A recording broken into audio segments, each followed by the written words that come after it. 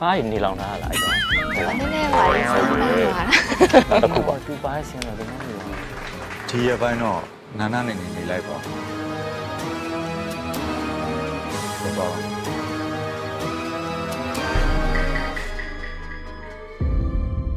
ဒါပရမီတဲ့ပရမီဒါကိုယ့်ရဲ့လုပ်ငန်းပါတနာကိုင်းတန်ထူးတဲ့ တွေ့ရဝမ်းသာပါလေ ဒီလို ဘာကြီးနေလောင်ထားလားအဲ့တော့ နည်းနည်းပါလေစမ်းပန်းသွားတာ ကိုယ့်အသည့်တချို့နဲ့ကိုပရမီမိတ်ဆက်ပေးမယ်လေနောက်ပိုင်းအလုပ်ကန်ခွင့်လန်းနေကိုရတာပေါ့နော် ကျေးဇူးတင်ပါတယ် ကိုမြတ်မပါလေဟို အဲ့မှာကိုဆိုင်စီရတယ်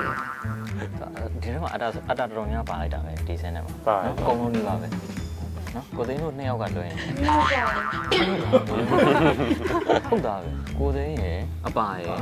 မေရယ်မပါဘူးနော် ကိုသိန်းပါရင်ပြီးသွားရတဲ့လမ်း ပွဲဆိုတော့ပွဲဆိုတော့ ဟုတ်တယ်နော်ပါလို့မမရတာနေရာတကပါချင်